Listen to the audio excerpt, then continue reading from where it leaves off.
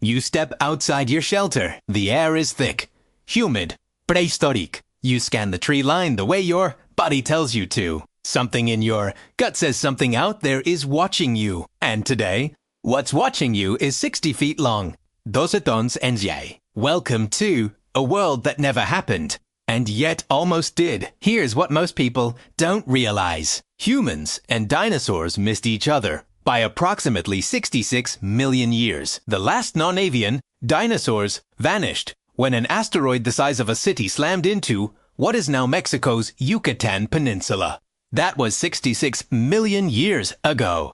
Modern Homo sapiens, you, showed up only around 300,000 years ago. That gap is almost incomprehensible, but scientists have spent decades building a detailed picture of what those animals were actually like. And when you hold that picture up against everything we know about early human survival, a real answer emerges to a question that sounds like science fiction. What if humans had lived alongside dinosaurs? Let's start with the world itself. The Mesozoic era, the geological era spanning roughly 252 to 66 million years ago, was not one frozen moment. Atmospheric carbon dioxide levels were significantly higher than today, sometimes 2 to 4 times higher. According to research from Daniel Lieberman at Wesleyan University, temperatures were warmer. There were no polar ice caps during most of the Jurassic. The land masses were configured completely differently. You would not recognize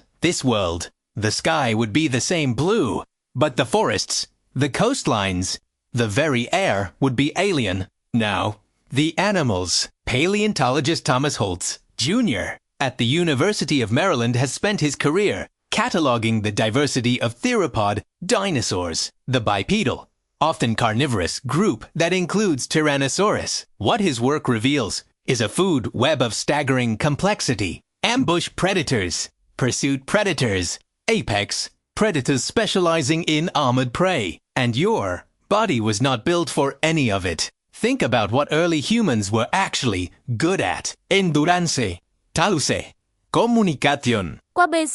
According to anthropologist Daniel Lieberman at Harvard, Homo sapiens are remarkable long-distance persistence hunters, capable of running prey to exhaustion over hours, effective against wildebeest, suicide against an Allosaurus that weighed 2 tons and could sprint over 20 miles per hour in short bursts. You are not outrunning what is chasing you. Your first tool against dinosaurs would not be speed. It would be fire. Early Homo sapiens controlled fire. They made composite tools. They planned hunts. They coordinated group behavior. The question isn't whether a single human could survive among dinosaurs. A single human almost certainly could not. The question is whether a tribe, with fire and tools and their full cognitive toolkit, could carve out a niche.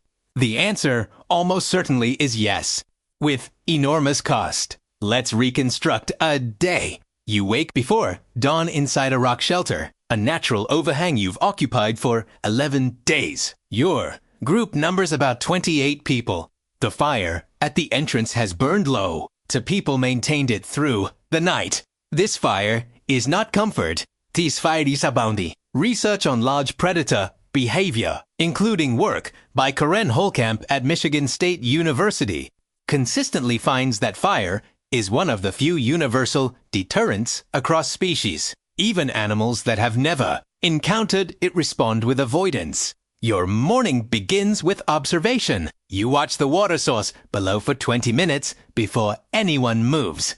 A large sauropod, a long-necked plant eater, probably 40 feet long, arrives at the water at the same time it always does. While it drinks, nothing else approaches.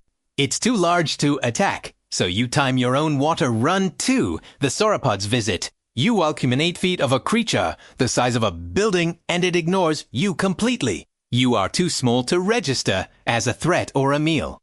This is your first adaptation. You use the giants as shields. Your hunters leave mid-morning. They are not hunting the large dinosaurs. They are hunting the small and medium-sized animals that exist in any complex ecosystem. Mammals, fish, lizards, smaller dinosaurs the size of a turkey. A trudon would be terrifying alone in the dark, but a viable target for 3 coordinated hunters with fire-hardened spears. The cognitive gap is your only real advantage, and it is enormous. Your brain can model the future. It can anticipate. It can say that valley floods every few days. We should not camp there. It can say the large predator always appears near the eastern ridge after rainfall, and it can communicate these things to 27 other humans who act on that information together. No dinosaur can do that, not even close. And so you survive, not comfortably, not asili, but you survive the same way your real ancestors survived, through intelligence, through fire, through cooperation, through an almost irrational capacity to observe, adapt, and endure. But here is the counterintuitive twist. Living alongside dinosaurs might not have slowed human development. It might have accelerated it. Every major leap in human cognitive and technological evolution appears in the archaeological record during periods of environmental pressure and existential threat. Richard Wrangham at Harvard, whose research on human evolution and fire spans decades, has argued that fire used fundamentally restructured human cognition and social organization. Imagine what living in a world where fire was your only reliable boundary against 40-foot predators would have done to the pace of that development. You would innovate faster. You would cooperate more completely. You would treat every piece of knowledge as life or death, because it would be. The dinosaur world might have made you more human, not less. And maybe that's the real answer, buried inside this impossible question. The traits that define you, your curiosity, your adaptability, your willingness to keep going in the face of overwhelming danger. Those weren't built for a comfortable world. They were built for exactly this. You step outside your shelter. The air is thick, humid, prehistoric. You scan the tree line. And tis time you looking for.